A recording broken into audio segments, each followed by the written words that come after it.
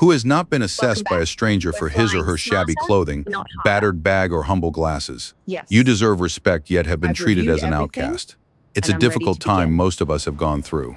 Sophia Bennett's tale will move you, Almost make you there. angry, and make you think deeply about human nature. We are quick to judge, slow to understand each other's value. Most people It's assume not the that falling. life-altering experiences It's how come you with hold warning yourself signals. while it A happens. telephone call, header line, sudden emergency. But sometimes the moments that alter everything begin in the most commonplace manner you could ever Oh my imagine. God. Delay in the flight, Not a now. bustling terminal, a weary traveler seeking for his way home, and a room full of strangers making assumptions. Assumptions they do not even know they are Sir, making. your boarding pass Hundreds must of be commuters scanned were lined before up before proceeding. departure boards Is that flashing the red wing? with cancellations on a Yes, frigid, that's where it rain-soaked evening flies. at Easton International Airport. The storm had come earlier than predicted. One plane after another was vanishing. Families scrambled to get hotel rooms. Business travelers were furiously updating airline applications. Parents tried to soothe their weary youngsters. Everyone had somewhere to go and everybody was We're trapped. not just Among flying them was a over the lady who city. appeared rather We're average. rewriting Not its fancy skyline. suitcases, no fancy jewelry, If no this is crowd, no true, security detail. then There was nothing in her everything look to changes. imply riches, significance, or power. She wore a dark gray hoodie that was definitely past its best. She wore a pair of basic spectacles. One hand clutched a little carry-on with a handle that was a little worn. She looked like someone who decided long ago that practicalities was more important than looks. And in many ways she had. Her name was Sophia Bennett. Most of the people at the airport had never heard of her. But if they had come across a few business periodicals, technical journals, or investment reports, they would have seen her name on just about every page. She was one of America's most successful self-made businesses, the creator of a digital business that has changed industries, a lady whose net wealth had soared into the billions, a market-moving lady. But that night, none of those things were evident, and it was deliberate. Valerie had spent years learning what success seldom teaches. The more powerful she was, the harder it was to understand how the world really operated. People treat you differently when they know who you are. Doors open quicker. Smiles become brighter. Problems vanish faster. People tread carefully around you, polite to you, sometimes even frightened of you. But respect given because of rank isn't the same thing as respect given because someone respects your humanity. Valerie knew the difference. That was why she was frequently all by herself. No announcements, no special requests, nobody introduced her before she came. Only Valerie Ryder, just a human being walking through the globe, or at least that was the plan. Her phone beeped, and another cancellation notice popped up. Her plane to travel home was gone. Third cancellation in less than 2 hours. She moaned faintly. Not because she was crazy, she was exhausted. That type of fatigue that has nothing to do with sleep. The type that comes from being responsible for thousands of people, lengthy meetings, hard choices, and relentless expectations. A few days ago, she'd retreated to a peaceful mountain hideaway trying to detach. No interviews, no interviews. There will be no board meetings, zero investors, only quiet. For 48 glorious hours, she had been able to hear her own thoughts again. And now, reality was calling her back. Valerie launched an app and looked for alternatives. Only one choice was left. A Meridian charter flight conducted by Meridian Airways. Most folks would spend a whole year on airfare before they spent the price of the ticket. But it was not uncommon in last-minute charter travel. Without a moment's hesitation, she booked a seat. Confirmation arrived within minutes, simple, efficient. Problem fixed, or so she believed.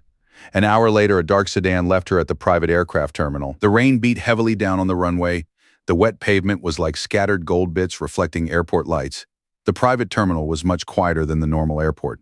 Less nutty, yet more exclusivity. The type of facility put up to make certain individuals feel like somebody. Valerie climbed out of the vehicle, pulled her hood up.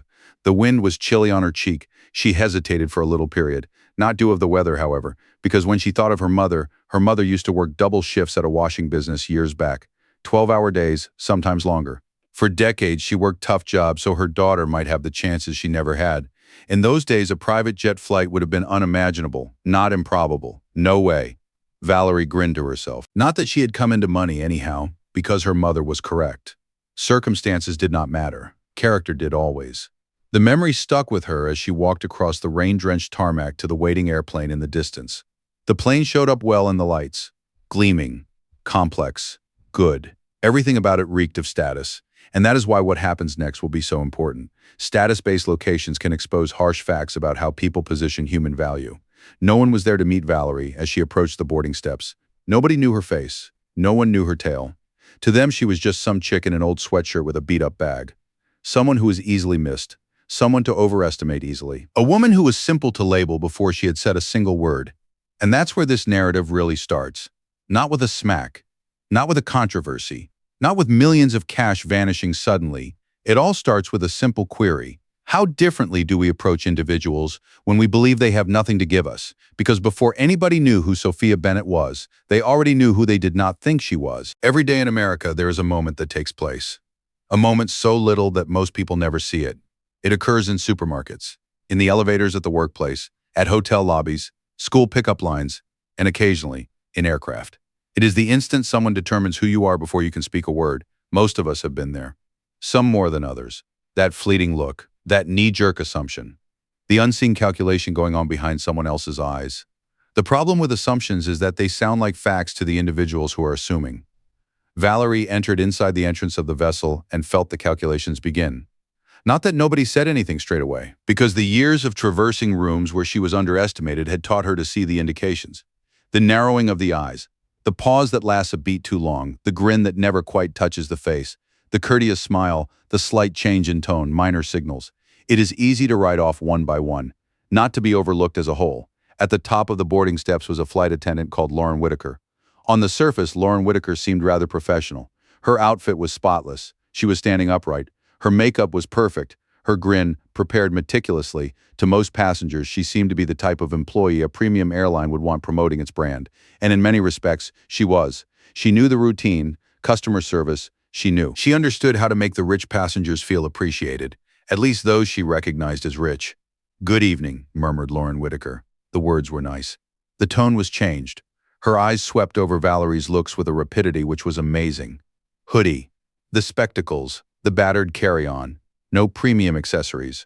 The absence of visible status symbols over the years, Lauren Whitaker had learned to classify her passengers nearly instantaneously. Businessman, fame, first-time traveler, frequent flyer, troublesome consumer. VIP, she did not think about it any longer. Intentionally, it had become second nature, and that was exactly the trouble. Valerie passed her boarding confirmation. Lauren Whitaker glanced at it. He examined it again, then glanced back at Valerie. Something was wrong with the image she had in her head. The ticket was real, full price. In business class, no problem. But Lauren Whitaker looked at the screen longer than she needed to. Valerie waited for him to go on. She would been here before, never not 2 times. Hundreds. Sometimes folks thought she was at the wrong meeting. At other times, they thought she was in somebody else's employ. Sometimes they'd halt to speak to her. Sometimes they paid her no attention at all. But the specifics were different. The patterns seldom ever did. One of the sitting individuals nearby saw the unfolding exchange. He seemed to be in his late 50s. Costly watch, blazer tailored. On the side was a half-drunken tumbler of whiskey. The kind of tourist who seemed to be a man used to being listened to. He looked at Valerie, then on to Lauren Whitaker. Back to Valerie, a grin spread across his face. Not a welcoming grin. That look you get when you think you're going to be entertaining yourself at the cost of someone else. "You sure you're on the proper flight?" he inquired, nonchalant. Some passengers glanced up. Valerie looked at him. Suddenly the cabin was quiet. "I do," she said. Her voice was steady, respectful. "No problem," the guy laughed. "Just checking." Break. Then the second sentence came, the one he presumably thought would not hurt. "You never know these days." A few folks smiled, uncomfortably. Others feigned to be deaf. And there it was, the same thing that so frequently keeps situations like this alive. Not harsh, not open enmity. Be quiet, because stillness may be unexpectedly strong. Silence gives room for assumptions to live. Silence makes injustice seem acceptable. Quiet signals to individuals that they may proceed. Valerie knew it, but she also knew something more. Not every war is worth waging. Not every remark deserves a response. Sometimes dignity means not going along with someone else's drive to belittle you. Lauren Whitaker eventually put the phone down. But she asked another inquiry instead of just "Welcome on board, Valerie." Then another one. Then one more. Questions she had not asked the other travelers. Procedure in the form of questions. Questions to confirm information that was previously confirmed. Valerie replied them all pleasantly, slowly. No annoyance. To an outsider, the talk would have appeared like any other chatter. But the people looking closely would have seen the difference. One passenger was being received. Another was under review. And that is not the same. As the minutes ticked by, a weird anxiety started to settle over the cabin. Not loud stress, tense silence. The feeling good people have when they see something wrong but aren't sure whether they should say something. A lady on the other side of the aisle lowered her iPad. She observed for a while, then turned aside. A younger passenger grimaced a little. The elderly couple exchanged glances. No one uttered a word, but more and more people were beginning to listen. Lauren Whitaker was still searching for a reason why Valerie didn't belong. She simply had not met the right one. All the docs were okay. All reservation information were accurate. All policy requirements met. Reality still refused to underwrite the conclusion she sought, and it was frustrating. When individuals are emotionally connected to an assumption, then proof is frequently an inconvenience. Valerie knew it as well. She could read it in Lauren Whitaker's face. The increasing unease, the little annoyance, the reluctance to being mistaken. What nobody in that cabin realized was that Valerie was not thinking about herself any longer. She thought of all the people who must have gone through experiences like these without resources. No influence, no choice. People who just could not move away. People who could not afford private lawyers. People whose tales never made the news. Because for every instance that goes public, there are dozens that never do. They melt into routine days, to calm disappointments, into memories that last much longer than they should. Valerie surveyed the cabin.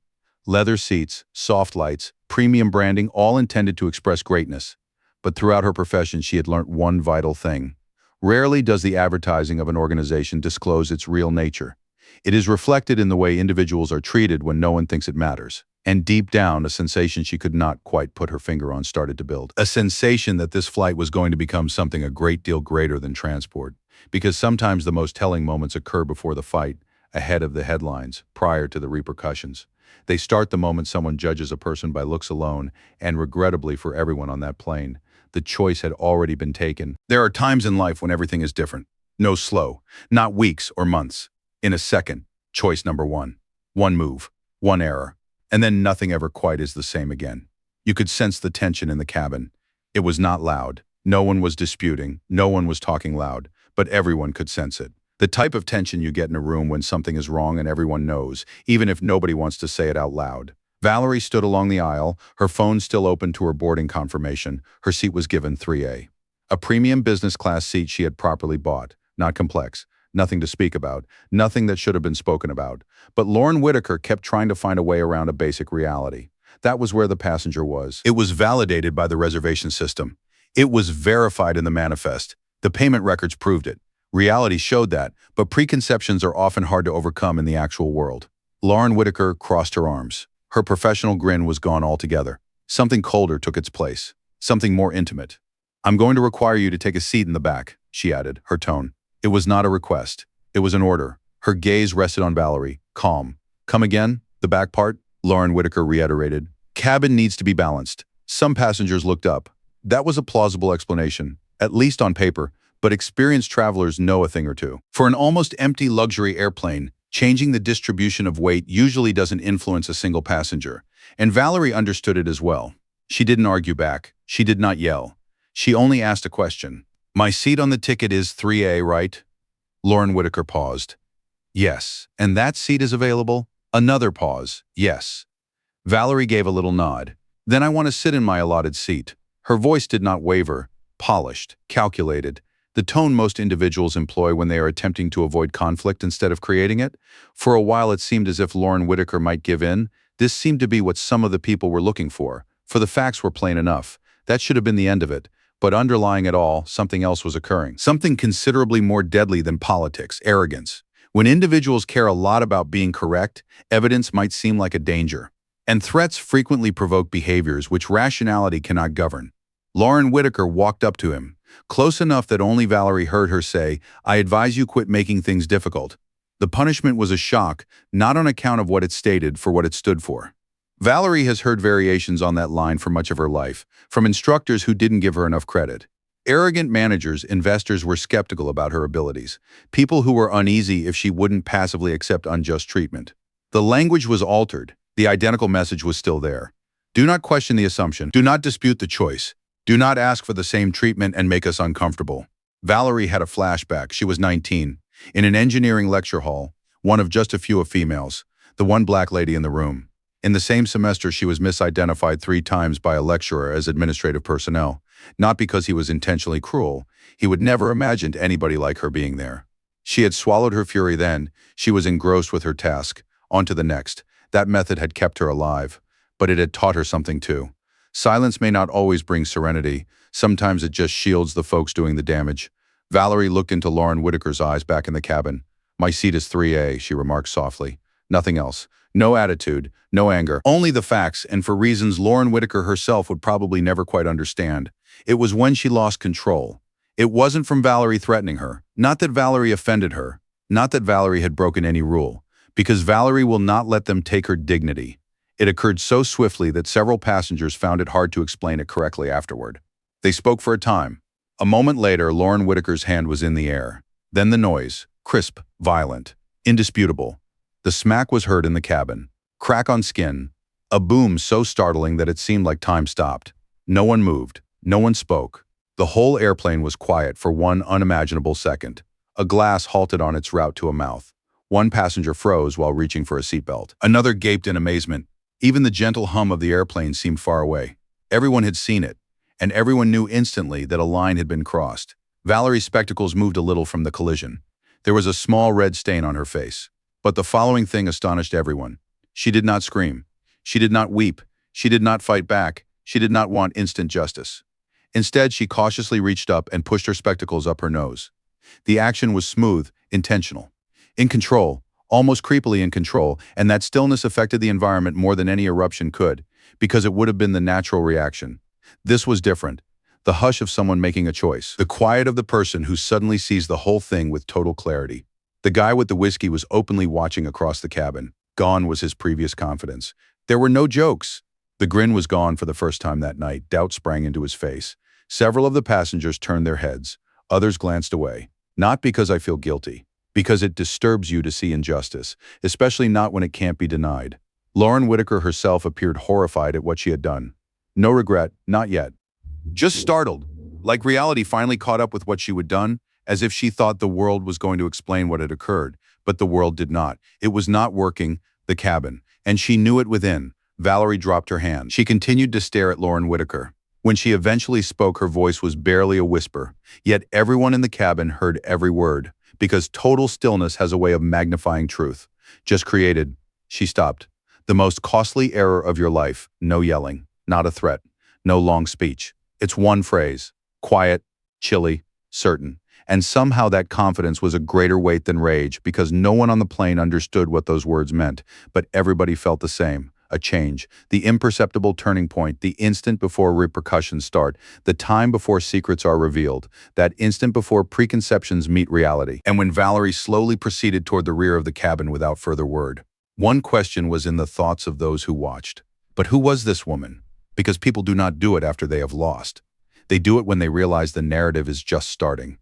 And sadly for Meridian Airways, that story's most costly element was yet to come. The weird thing about power is that it does not always proclaim itself. Sometimes electricity is noisy. Sometimes it needs care. It sometimes fills rooms with speeches and titles and power. But other times, the real power is the person at the rear of the aircraft who doesn't say a word. All eyes followed Valerie as she moved toward the aft cabin. Not publicly, most folks pretended they were not staring, but they looked on.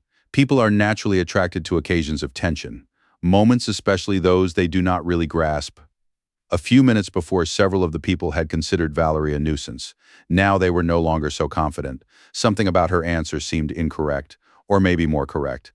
That was a surprise. Most individuals like to think they know what they would do with embarrassment. They think of rage. They dream of conflict.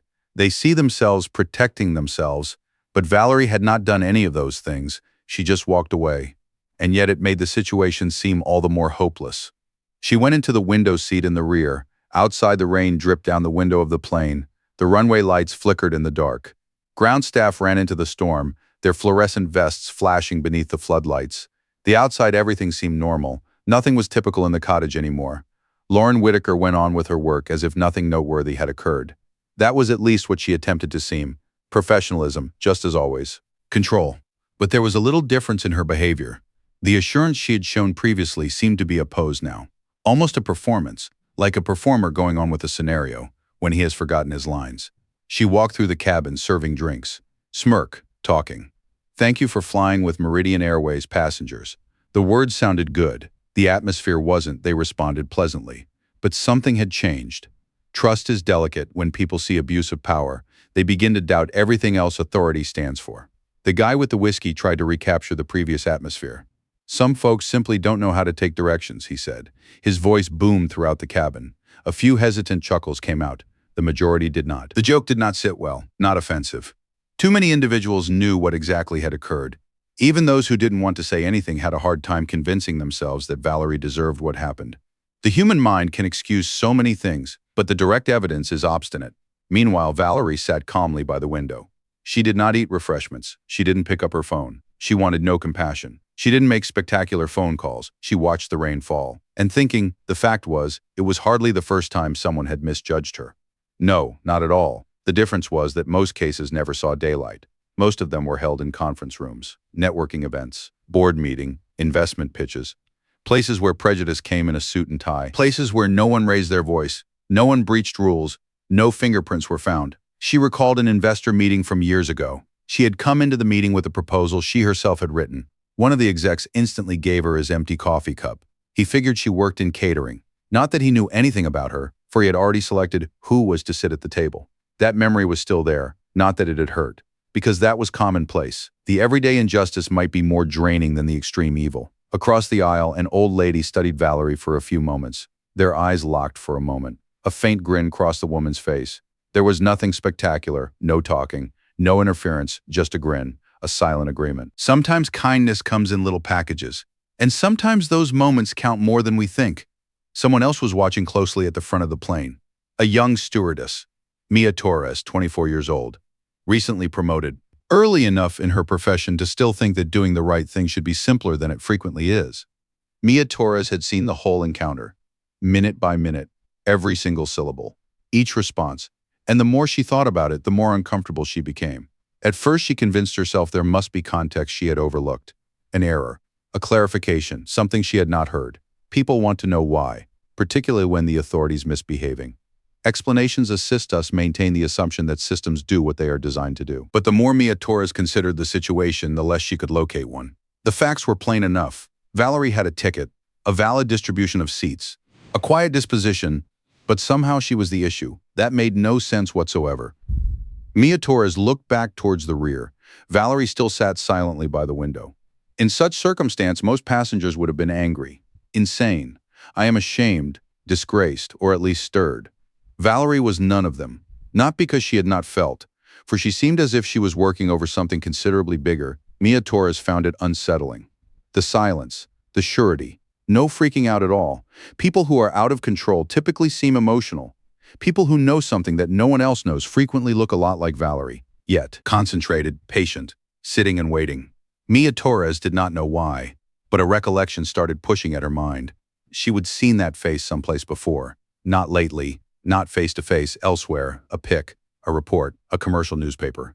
The emotion was barely beyond grasp. It is like trying to recall a music that you have not heard in years. She turned back to the galley and proceeded to ready for departure, but she could not curb her curiosity. Every few minutes she found herself glancing back. Each time Valerie was the same, watching, thinking, watching, not responding.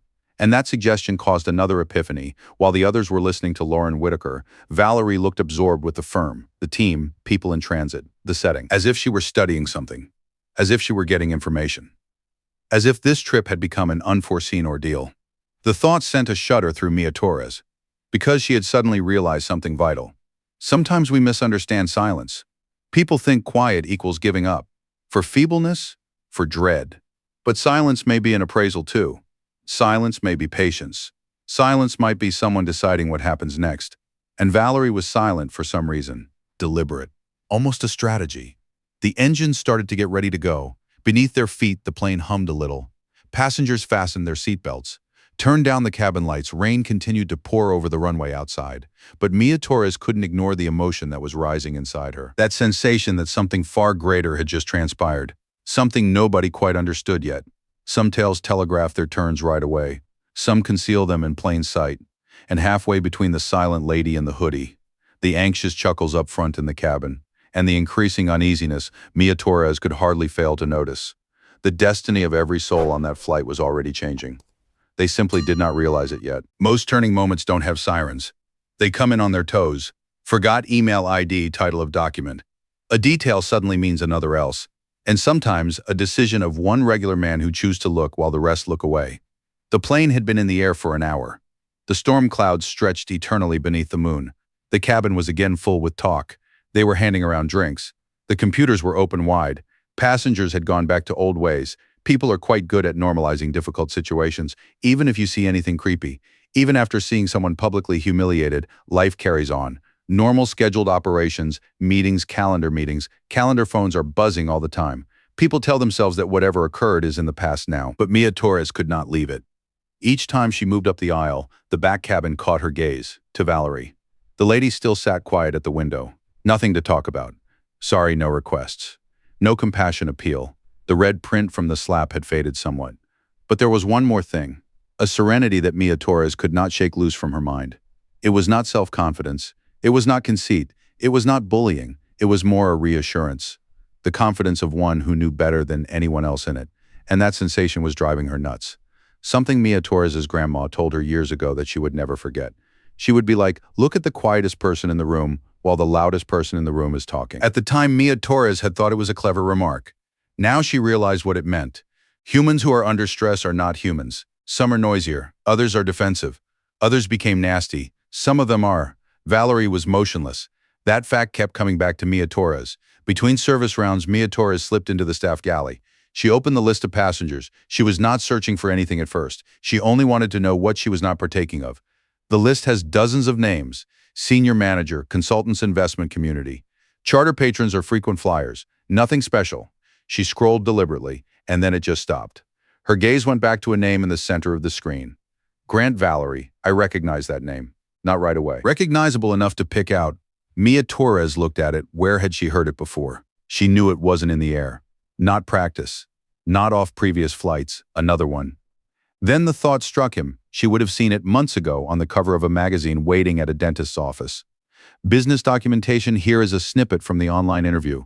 And suddenly the memory returned. Sophia Bennett. Founder of one of the fastest growing IT firms in the nation. Philanthropist. 1970. Self-made billionaire. Investment. Leader in the industry. Mia Torres's gut churned. Not possible, she said. She began digging swiftly in the business documents lying open to the crewman, and what she saw made her heart beat quickly. Valerie was more than a wealthy tourist. She was a relative of Meridian Airways, not accessible to the public, not in the manner most workers would comprehend. But there was enough in internal briefing notes to allude at something significant. Crestline Management has been in talks for many months on a deal with a private investment company. The firm has having a hard time, higher operational expenses, more contestants. Many divisions are seeing diminishing revenues. The airline was not a flop, but it was not thriving either. Executives were looking for large investment possibilities, and one of the key investors in those negotiations was Sophia Bennett. Mia Torres blinked many times. Take a look at the material. The figures on the plan were huge, hundreds of millions of money for future expansion. Fleet enhancements, technological advancements, plans for expansion in the future, zero investment, but it was severe enough that the upper leadership was watching things really carefully. Suddenly, the whole mood was different. It was not because Valerie was wealthy. It's not for the money. But nobody aboard this airplane seemed to have any idea what they were walking into. More importantly, until they knew who she was, nobody seemed to care to treat her fair. But Mia Torres was seeing the truth more hard than the investment data itself. Wealth is not to be utilized for respect. Valerie was a stranger to her until the smack went wrong. An embarrassing error before her eyes had fallen on the data. Whatever it was, status didn't mean anything. There was the unfairness. And somehow that was worse. Mia Torres gazed toward the cabin. Lauren Whitaker was laughing with some of those ahead of them, as if nothing out of the way had happened. Mia Torres was silent for a while. Besides, Lauren Whitaker was the senior crew. More seasoned, more power, trouble reporting issues. Complication. War. Nobody wants to be the one to upset the boat, especially in settings where loyalty is frequently mistaken for compliance. Another recollection came to him. Her first day at flight attendant school. There had been an instructor before the lesson and stated something Mia Torres would never forget. Safety starts the moment you speak the truth when it's not convenient. Then she thought the training was about mechanical problems, emergency operations, security issues. Now she was seeing it happen to other people as well. A society that tolerates little ethical lapses will be exposed to bigger ones. Mia Torres drew a breath. He went up to Lauren Whitaker. "Can I speak to you for a minute?" she whispered gently. Lauren Whitaker looked angry. "This is what?" "Whisper," Mia Torres said. I guess you should see something. She told her the passenger details, the notes of investment, the link to Crestline, the moniker, the bio, all of it. Lauren Whitaker looked at the screen for a moment. Then came an answer to Mia Torres, which she had not anticipated. Lauren Whitaker chuckled. I've laughed a lot, a grunt, a brief chuckle. You cannot do that, is not it? Mia Torres thought, no. The date is right here. Lauren Whitaker shook her head. No millionaire wears clothes like that. Mia Torres's heart fell because the comment had dug up a hell of a lot more than Lauren Whitaker had meant it to. It was no longer upon the evidence. The facts didn't count. It was an act of belief. Lauren Whitaker had already figured out who Valerie was, and when people become addicted to a fiction, reality typically doesn't have a chance. I mean it, Lauren Whitaker? Mia Torres replied. You have to think about what's occurred, but Lauren Whitaker was not hearing. She returned the instrument, any unbelieved worries, and walked off. Mia Torres was alone in the galley. It's the information that counts. She did not move for lengthy seconds. She just gazed at the television and to the back cabin for Valerie. The lady was seated next to the window. No sound patience. Watching, she knew, as if she knew how this drama was going to play out. And for the first time since the boarding had started, Mia Torres understood that the true option before her was not Lauren Whitaker's. It was one of hers. Or maybe she is quiet, to protect herself, act like she has nothing to do with any of this.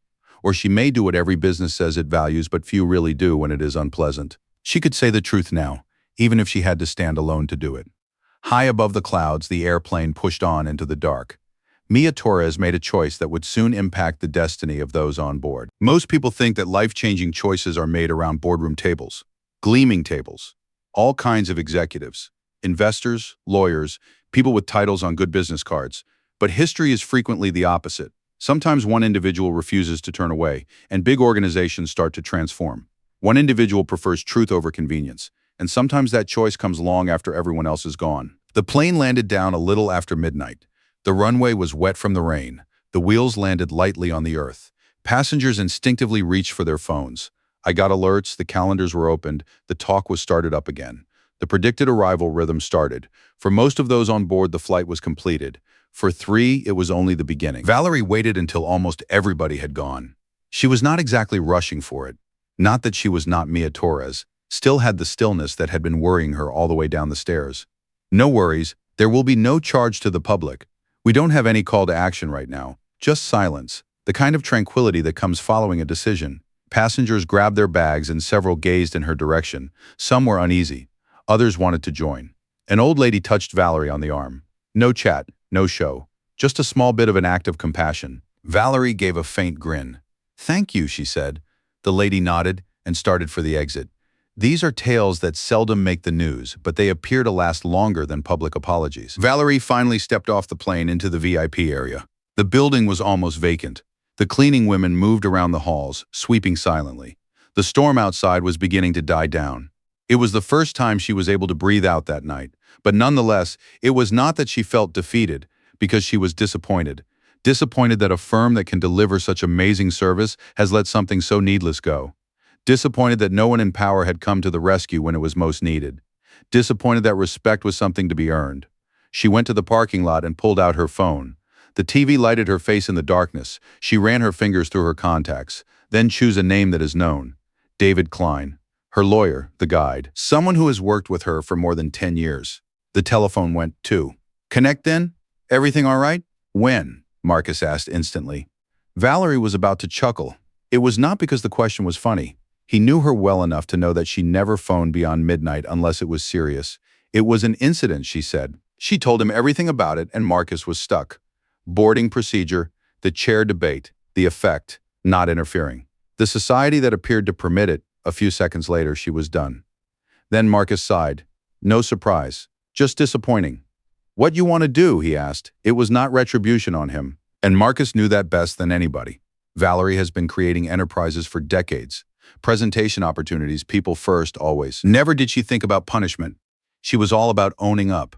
That was fine. Valerie peered through the terminal glass to the dark runway beyond. And then she said, let's blow the investment. Marcus paused before answering. Not that he was against it, because he understood the weight of her words. The projected investment package was $240 million. Growth capital, technology integration grants, infrastructure updates. Months of projects Crestline leadership had been depending on. The transaction never concluded, but everybody thought it is going to shut. Everyone except Valerie. Are you sure? Marcus said, yes. Another break, then she added something that astonished him even more. It is not the slap. Marcus said nothing, waiting because they weren't halted. Between them hung words. It is easy, straight, true. The rule is the worst person in the room does not pass on corporate culture. It is what people who see wrongs and what occurs after tell us. Marcus understood at once. I will make sure. That ended the call. No music. Nothing like this. Not a party. A few. And choices have repercussions. Elsewhere in town, Mia Torres sat alone at her kitchen table. The microwave's digital clock read 12:18 a.m. She should have been in bed, but she was looking at the screen of her laptop. She remembered the evening, the kick, hush, the reply from Lauren Whitaker, the passenger's logbook, all. Some of her wanted to turn the computer off and not think about it. Nice choice. Most people recognize the sensation. There is always a risk in standing up. Better to be silent. Your job security is silence. Silence is not hostile. Silence keeps the future as it is today, but quiet comes at a price. One of the expenditures that you don't immediately notice, a payment paid slowly with regret, by passing up chances to do the right thing.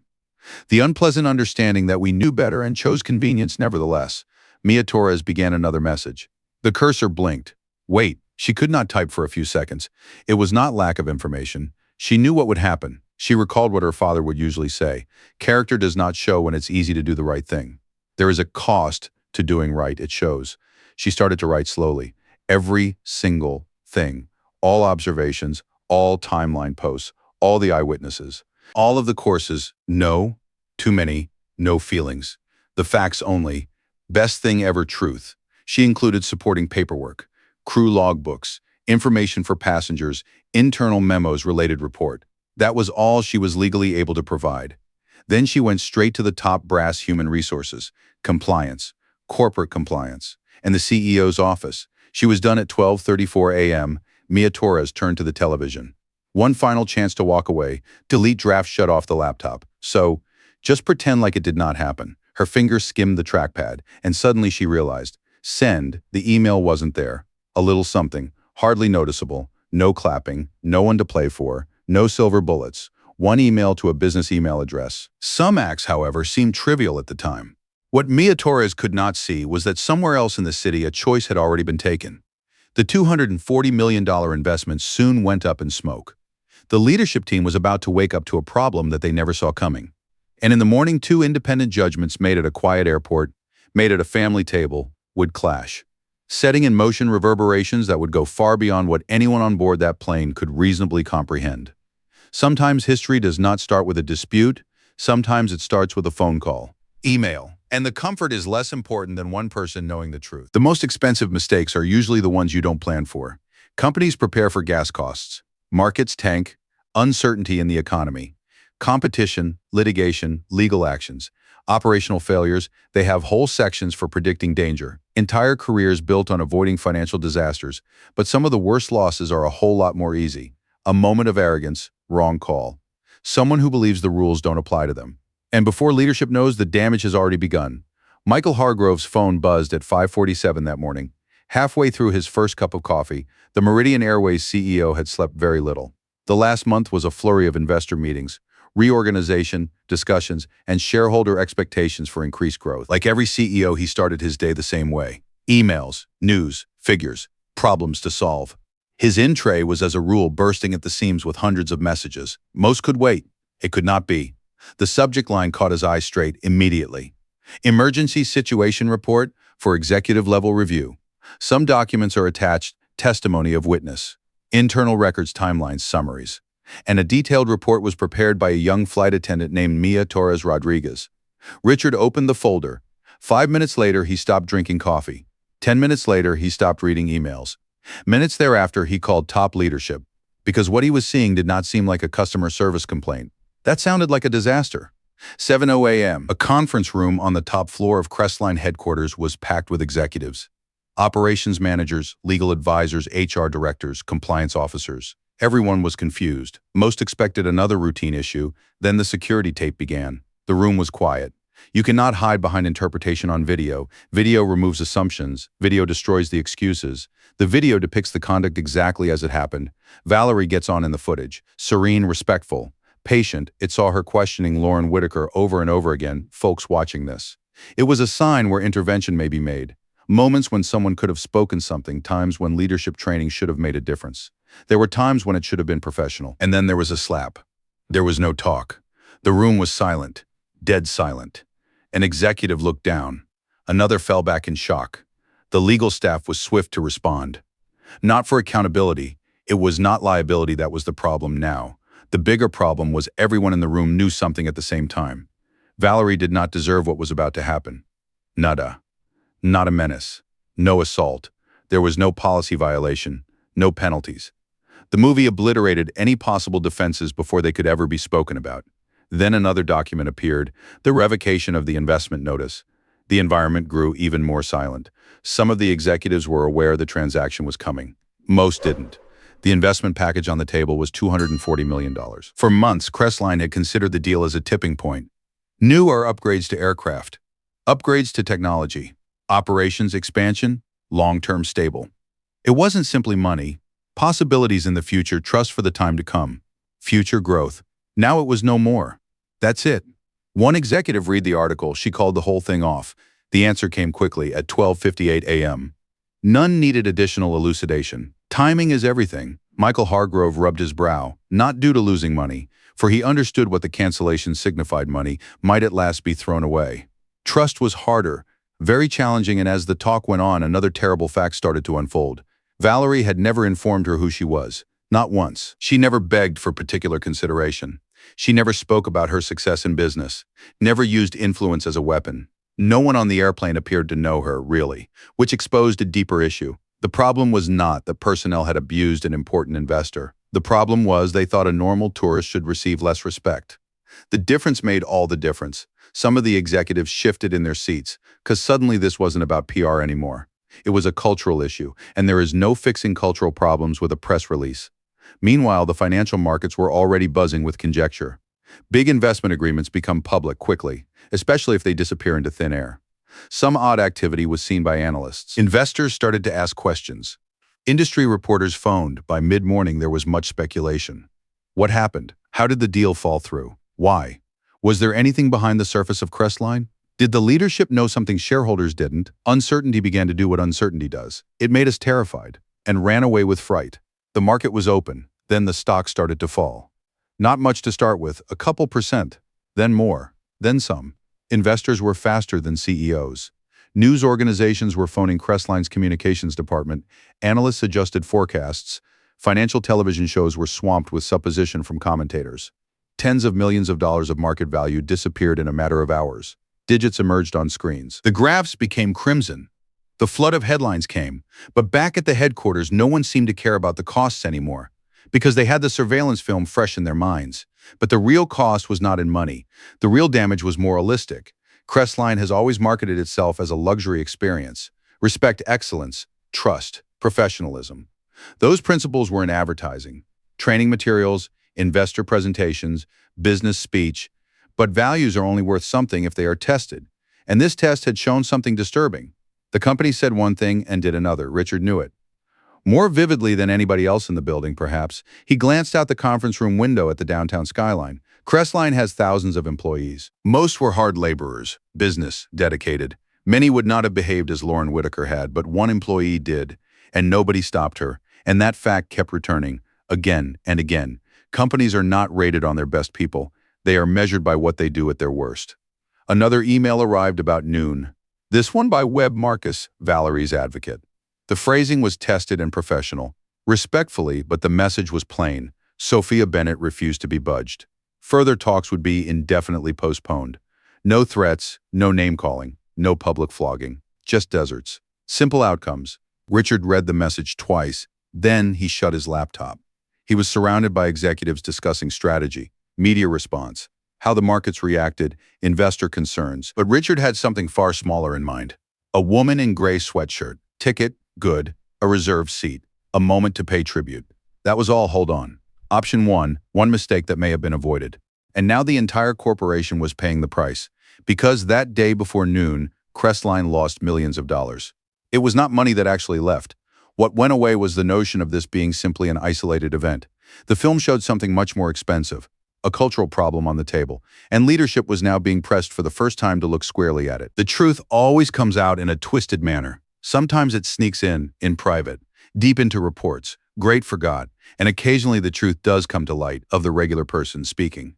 When it speeds up beyond anyone's control, when the whole country starts to ask questions that organizations cannot ignore. The footage was posted online 3 days after the flight. No one knew who had put it out. Some thought a passenger, some thought it was someone in the business. It did not matter. Ownership was gone once on the internet. The clip was part of the public discussion now. It was on TV and people all around the world saw it, and then saw it one more. Not that the video was that dramatic. If anything, it was quite the opposite.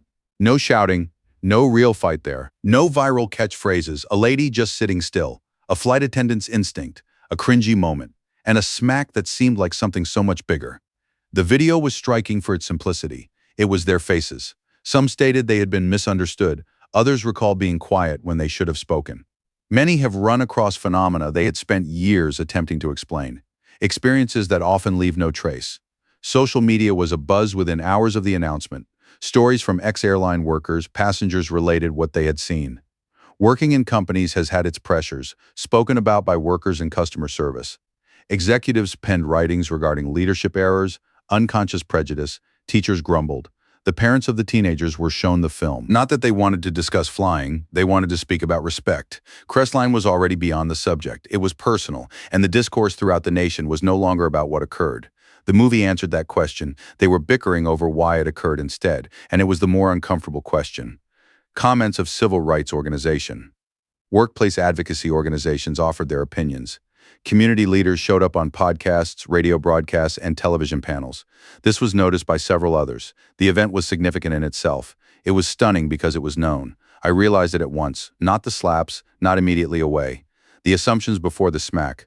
The disdainful attitude, the unearned publicity. The concept that some are entitled and others have to show that they are entitled. Millions knew them by sight. Meanwhile, anxiety was rising on Crestline sponsors asked for meetings. Corporate partners wondered why. Some company ventures quietly went by the wayside. They had difficulty attracting investors, non-profit. On culture, businesses may recover from financial losses. A ruined reputation is a lot worse for you. Inside the headquarters, emergency meetings went on virtually non-stop. Statements were issued by public relations teams. Lawyers combed over the text. Executives spoke strategy, but each discourse returned to the same truth. One employee did not upset the public. The public was asking questions about the system that made it possible. Lauren Whitaker was put on leave pending an inquiry. The remark made headlines, but surprise, a lot of them weren't pleased. Not because they sought a heavier punishment, for they imagined the affair to be more heavy. The firing of one individual wouldn't solve larger issues. They wanted to be responsible people, not symbolical. Maybe Crestline could not handle the story for the first time in years. Then Sophia Bennett consented to speak. The request came from one of America's most famous national television journalists. Initially, most thought she would decline. She didn't want notoriety, after all. She is not a dramatic public figure. She wanted to develop a business, not headlines. She took it, however. Nope. The discourse that the tragedy had sparked off. The interview aired on a Sunday night, viewed by millions. Some anticipated a rage. Some were looking for legal threats. Many anticipated a rich CEO to rescue her face. Instead, they witnessed something awful. Valerie looked just as she did on the airplane. Basic clothes, standard glasses, no expensive brands, no attempt to project power. She appeared like a neighbor across the kitchen table, not a millionaire. Finally, the interviewer asked the question everybody wanted to know, was the slap the straw that broke the camel's back? Valerie was silent for a few moments, not too shabby, thoughtful. And then she added, "It is not the smack." The studio was quiet. He drew millions at home closer. That slap only made it show. Valerie went on.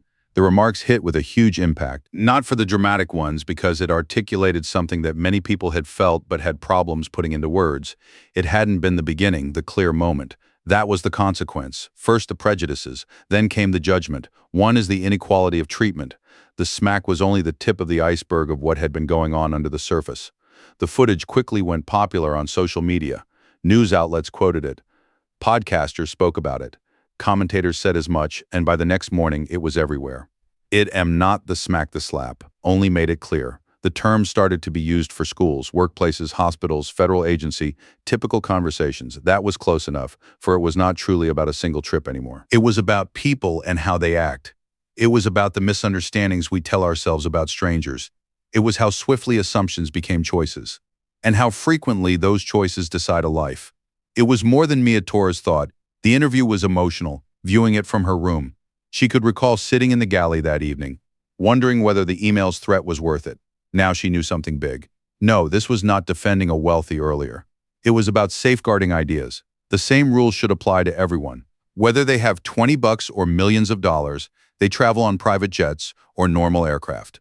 Whether their name is known or not, Michael Hargrove saw the interview in his office back at Crestline. When Valerie finished, he switched off the TV and sat quietly. Share price, the lost investment, how the media reported on it. These were major obstacles, but those things were no longer the most essential ones, since Valerie simply switched the national conversation. This was no longer a matter of what occurred on a plane. It was about the kind of society in which individuals might be evaluated before they were known. And for the first time since the incident started, Richard saw what the task was. Corporations are hard to fix. Trust would be difficult to regain, and suddenly the world was watching, and when the world begins listening, there is no place to hide behind excuses. The question was not whether Crestline had a problem, the issue was whether it had the courage to face it. Most people assume justice comes in a thunderbolt. Unexpected, loud, not to be missed. A guilty person gets punished. I'm sorry, see headline for result. And everyone keeps going, but true justice is seldom like that. Real justice is never swift, not so cuddly. The real question of duty is the hard one, not just the ones that failed, but how could it be allowed to happen? The failure. 2 weeks after the event, Meridian Airways found itself under a type of strain few of its executives had ever faced. Stories continued flooding in. Industry specialists still answered queries. The staff kept talking about the video. The investors continued on asking questions. The tale would not die. And maybe the most disturbing of all, Lauren Whitaker had lost track of the public discussion. No longer was attention on one flight attendant. They were observing the atmosphere in which such behavior could occur. Detectives operated at the Crestline headquarters around the clock and viewed thousands of articles, training materials, employee grievances, internal communications, appraisals, sworn statements, and all the information was cleaned up. The corporation could not afford to speculate any longer. Now it was facts that counted, and the facts are frightening. The inquiry validated what many thought. Lauren Whitaker breached the firm's rules, and again. What she did to Valerie was well over the line. The physical attack alone warranted instant dismissal. But the police found something much more horrifying. Long before the jet had left the ground, warning indications had been there. There have been a handful of complaints from travelers about Lauren Whitaker throughout the years. Nothing like the Valerie situation, but enough to make a pattern. Passengers said they were treated disdainfully.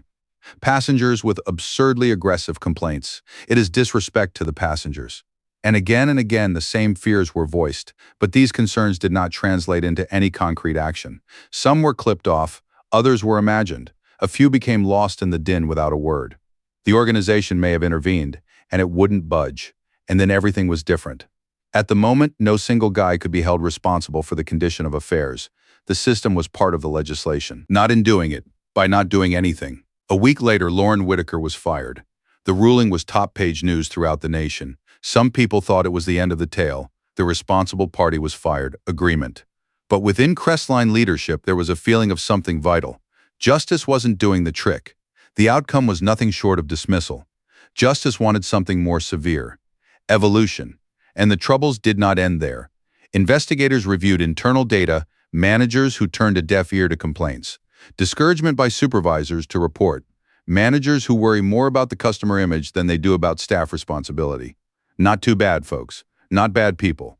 More run-of-the-mill. People who persuaded themselves that little inconveniences were not worth the trouble, until the problems become too big to ignore.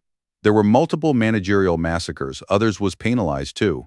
Some got redeployed. Too many possibilities. There was no sign of a leadership vacuum. It's tricky when there's more than one actual person accountable. Meanwhile, Michael Hargrove was at the worst stage of his career. They asked about corporate culture in literally every interview. Each investor meeting was a matter of trust. He was pressed for accountability at every public appearance. There was pressure all the time. But privately, Richard understood something that most of the critics didn't, and it was deserved attention.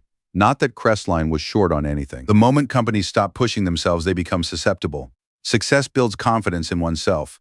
Confidence is a habit. Occasionally, habits might make us blind to warning signs. Valerie's interview was listened to a lot by Richard. The issue isn't the smack just helped it out. That comment was ringing across boardrooms, conference calls, and executive meetings. More leadership looked at the facts, and those assertions became more of a reality. The SMAC had produced something, but it hadn't produced it. Crestline has released its first round of upgrades. The company had a news conference on the national TV. Reporters swarmed into the room.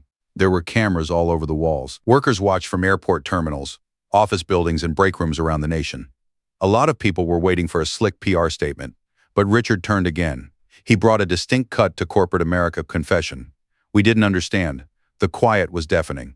It was hardly a bombshell statement. It was true. Richard continued. We have lost a passenger. We have let our people down. And we did not do things that we should have done long before this happened. No sorry, no apology. No passing the buck. No attempt to diminish what occurred. Just responsibility. Then the changes came. A better approach to report bigotry, anonymous reporting mechanisms, independent review teams, escalation process needed, better development of leaders, greater safeguards for whistleblowers who reveal malfeasance, and new supervision mechanisms were established to ensure that no problem could ever again be lost in the bureaucracy. Some critics have suggested the changes should have been implemented years ago. They probably were, but transformation frequently occurs when organizations are faced with painful facts. Reaction to the news was divided throughout the nation. Some uncertainties, still others were compelled. Many were waiting to see what would come of it. Announcements don't build confidence. Presence brings trust back, but there was a response. Mia Torres watched the news briefing from her flat. She would lie awake for weeks worrying about the email she would send. Fear of retribution. Fear of being connected with scandal. But suddenly she felt something fresh and weird. Confused. Not because the CEOs were sorry, for truth had triumphed. One employee's determination to speak the truth had compelled a whole business to face facts. Fair enough, the headlines notwithstanding. More than a share price. More than public statements, because after all, organizations are built by ordinary individuals making ordinary decisions. The non-decision. Or the option to do anything. A few days later, Richard asked to have a quiet word with Valerie. Not a CEO, not negotiators, as a person. The talk was a private one, but many who took part in the talk afterwards stated it was courteous, frank, and brutal. Nobody was watching Valerie give the business a free pass. You cannot force someone to forgive. Trust isn't for sale. Both are earned, and everyone knew that by the end of the month, Crestline was not the same firm it had been at the outset of the trip. Not good, not completely fixed, but different. What we learned from the situation, the essential thing was not that someone lost their job.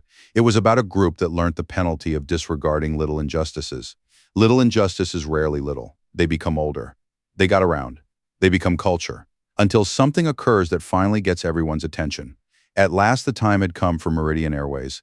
For years the company claimed it had the best airplane, the best routes, and the best investors in the world. Now it knew a greater reality. Its future depended on something considerably more frail, willing to treat everyone with respect without knowing what they may add to the table ahead of time. Now there was a bit of an obligation, and for the first time since that trip, the business was starting to have a sense of what real justice looked like. The hardest part of duty begins when the cameras go away. Not in the interview, not in the investigation, not with millions watching. When the headlines have died down, the actual labor begins after the public is over their outrage, when social media moves on to the next story, because it is the time when people are given a choice. Go back to the old methods, or be someone else. 6 months later, the internet has very well moved on. Controversies made the news again. Fresh controversy hangs over TV panels. The video that seemed impossible to turn away from has slowly disappeared from the public eye. But the story was still being written, for those who were in it, because real consequences don't stop when attention does. They go on, untroubled. In the boardrooms, at home. No one looks during silent times. Sophia Bennett got a letter, and it was a black day. Not a lawyer's. Not a newspaper guy. Meridian Airways? No. By Lauren Whitaker. The packed item had been sitting on Valerie's desk for almost 2 days. Not that she was scared to read it, because she did not know whether it mattered. Hundreds of messages have come in over the previous months. Positive mail, my bad strangers, questions for interview, invitations to give lectures. Most went unanswered, but he was too curious to wait. She opened the mail, words within surprised her. Not because they are perfect, they never did. The letter was without apology. Acts are not justified. No fingers were pointed, obligation only. Lauren Whitaker wrote about losing her job, losing friends. She assumed that version of herself had existed before the catastrophe, and she had lost it. She said something unkind. She had been kind to everyone for years, she thought. The picture caused her to look away. Sadly true. Sorry required. At the end of the letter, she made a plea for one simple thing. A chance to apologize, face to face. Nothing more. Valerie reread the previous paragraph. Put the letter aside. 3 weeks, she said. See you then. The session was held in a small conference room at a community mediation center. No pressure, no cameras, no attorneys, two to a table maximum. For a few seconds, neither said anything. Lauren Whitaker looked older. No, not in a carnal sense. Weep age as a consequence. Especially when they are talking about honest self-examination. Finally she spoke. Sorry. The words were gentle, missing, no expectation. Valerie heard that. Lauren Whitaker continued. Sorry about that, she said. Assumptions for the scorn. For all. She was done, her eyes filled with tears. No drama, no tears. The decent ones are crying because they are weary of hard realities. Valerie was silent for a few seconds. Thanks for the apologies, she said then. Lauren Whitaker nodded. A flicker of hope sprang up on her face. Valerie continued, but I cannot get forgiveness. That hope was lost, not rage to supplant. Knowledge. Valerie leaned forward a little. I think there has been a misunderstanding of something crucial. Lauren Whitaker seemed confused. Carefully, said Valerie. The thing was, you never knew I was a billionaire. The room was quiet. Only the thing was, you believed a regular person was less worthy of respect. That burn was worse than any allegation because they were addressing the real issue, the tale behind every headline. Lauren Whitaker knew her money, therefore it would not have been fair if she had treated Valerie any differently. That would be playing favorites. When there is no issue of status, there is no need of respect. Lauren Whitaker glanced down. At last she appeared to have had it all. Know the results. The moral of story. A few months later, another surprise, industry publications picked up on Valerie's big investment. Not in Crestline, at Alder Regional Airlines, a micro-business for the country's urban poor. Many expected she would be off planes completely, but she followed another road. Still, she believed the industry might be improved, and she invested her money in it, but this time she added provisos, not a penny, cultural, consumer respect principles, independent reporting system, process for employee accountability, leadership evaluations related to passenger experience. Some employers were first hesitant. Valerie did not move. Growth without respect is no success, she told them. The policies remained. They gradually become part of the firm identity. Meanwhile, Mia Torres's life was transforming in ways she could never conceive. Her 12:34 a.m. email had already been one inquiry too many. And a lot of people in the biz noticed it wasn't because she had blown the whistle, because she said the truth. Within a year, she was the senior manager overseeing customer experience initiatives. The promotion was not a bait, duty was. She spent several hours modernizing reporting processes, training programs, employee assistance programs. You could tell what she was attempting to do. Make it tougher to speak up, not more difficult. Transformation took place at Crestline. Step by step, not by a long shot. For real, reformation has been going on for almost a year. Another new boss came along. Policies were altered. The cultural mores changed. But then everything became worse. They always do. However, there were fewer deaths in silence, and it was significant. The smallest alteration is frequently the largest difference outwardly. Valerie moved her head. She raised the awards for students in the disciplines of technology, aviation, and business. She was in favor of mentoring, leadership development, summer student internships, especially for the young people who often felt invisible. It was easy, she said. Why did someone believe in me when I did not deserve it? She wanted to do it for other people too. And years later, others would ask them about it. The smash-up, the Not Was group, the investment that was lost, headlines. Valerie did not speak about topics like that very frequently. Not that you missed the best portion of a story. That's what people were made to believe. The employee who chose truth over comfort. The firm that had to look at itself. The woman who chose duty over revenge. Finally, the ex-flight attendant who knew the difference between knowledge and judgment. And maybe most crucially of all, millions of people who watched and saw bits of themselves. Everyone wants the same basic thing. See, to be honored with, to be worshipped until they deserve it. This need is common to everybody. Far more universal than money. More common than status significantly. But success is a lot less often. And maybe it was the lesson below that so many lives had been affected by a travel. Headings are important. We do not have any money, reputation matters, but none of that things should count when it comes to who receives respect. Long after the headlines disappear, long after corporations have bounced back, and the world has not been seeking for generations. Character is abandoned at 30,000 feet. Status doesn't matter. Character doesn't. This story is about the fact that true strength is not wealth, not power, not titles. We are misunderstood, discounted, or underestimated by others in how we represent ourselves. We meet people every day whose tales we do not know. A modest act of respect, tolerance, or compassion may brighten someone's day, or perhaps their future. Don't evaluate a guy by his outward appearance, position, or circumstances. Treat people with respect unless they give you a reason not to, Because after all, respect isn't something you have to attain to get. It has to be presented via our shared humanity. If you like this video and it provided you a new viewpoint, please subscribe to the channel to hear more intriguing tales, and tell me what impressed you most in the video today. Thanks for viewing, and I will see you in the future video.